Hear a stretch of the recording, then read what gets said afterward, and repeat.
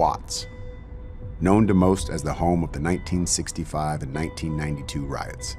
Watts was once a post-war working-class African-American neighborhood in the 1950s.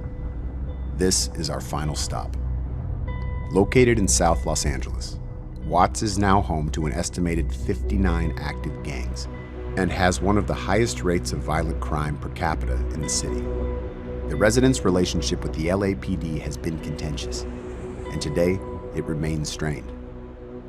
But one group of LAPD officers is looking to transform the narrative. Hey, watch the ball, watch the ball! Since 2011, officers of the Southeast Division have used football to enact change. Go, go, go, go! Get to the ball. Watts Bears, it's not a football program. Good job, Junior. It's a hidden agenda that we have. We save football for the kids to get them out. 1, 2, 3. Run to the ball. Trying to change the neighborhood, trying to change the way, people perceive that Watts is, and it's not all about that. It's great people within the city. For sure. They just need a chance. What this team is to me is family. I love the coaches. They're like my second family.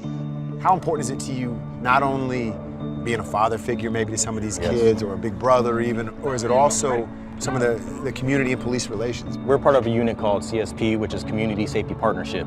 And the whole idea about that unit is to go inside these housing developments. And our assignment is go in there, do foot beats, walk around, talk to people, create programs like the Watts Bears to get the community outside of the developments, come out, watch the kids play, and be more active in the community. There's people in Watts that know me, personally, know me, because there's a relationship now. We're just trying to show that, we're normal. There's a lot of kids that come to me like, you're a cop? Wow, I didn't even know that. We come out here to practice, and they see us, they see us like this. There might be a kid or two on this team that doesn't even know we're a cop. If I stay carrying the quarterback, I'm really going to be at the touchdown. Yeah, exactly. That's what we don't want. What we're fighting is when they leave us. We're just praying to God, man, that they took something from us. And some are staying course, and some are drifting off. We just lost one of our kids. He was murdered about 6 months ago. That's the hardship, you guys would say, that we're having. Yeah, it's a battle for us. It's a battle. I mean, we still to this day have people from the community saying, don't mess with the police. It's so much negative police stuff around the country. And that is the hardest thing, to have someone talk to me and not look at my badge. It's a stereotype. Yes. People talk about stereotypes a lot in our country these days, what I mean? Yes. And the biggest hurdles law enforcement is Yes. facing. Yes.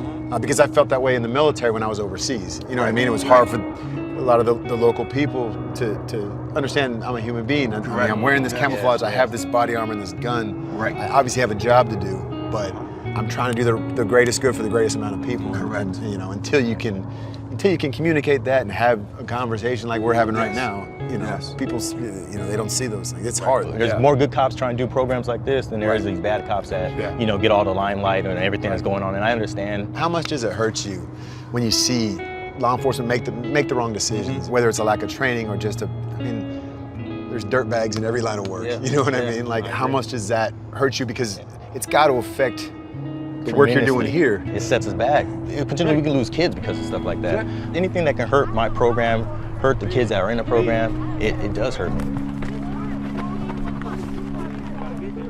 If you could have this thing go anywhere and do anything, what would it be? Just get bigger, more kids, more community support. I want more people in the community to buy in. Give us a chance. I always say I take that badge off and just give me a chance for Mr. Thompson or Mr. Holloman or Soto. Give these guys a chance. There you go, there you go! That's you, Ja'Cory, that's you! Hey, good tackle. Jonathan Franklin knows Los Angeles. The native Angelino grew up not far from Watts and went on to rush for more yards than any other Bruin in UCLA history. But a career-ending neck injury during his rookie season with the Packers forced Franklin to change his life's path and return to his community. I mean, I can remember being this age, and I didn't grow up in a community like this, so I'm not going to pretend to relate to that. Right. But it's an impressionable time, you know what I mean? Exactly. Like, you start to kind of pick your role models and the people that you look up to, and And a lot of that's just what you're exposed to. For these coaches, for these guys to, take this time away from the badge and do this is so impactful. And that's the power of football. If you go to our games on Sunday, you look in the bowl, you'll see a diverse audience, coming together, right? Coming together for one common goal. For these officers to go in that community and break those barriers and these parents to trust them, it's transformational. They are reconditioning the minds of these communities and transforming it for a greater good. A big reason why the Rams are a part of this.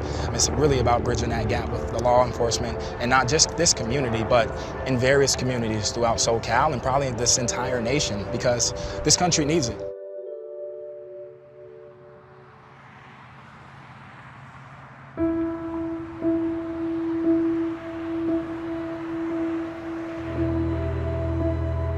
And the road goes on. Each day as we drive these streets and pass strangers on the highways, I hope we feel a little bit more connected, that we pause for just a second to realize that there are people from all neighborhoods, races, and backgrounds working every day to bring awareness to complex issues that can affect us all. Even in a city of seemingly anonymous asphalt, we are neighbors. We are connected by geography, by the love of a football team, by the issues we face.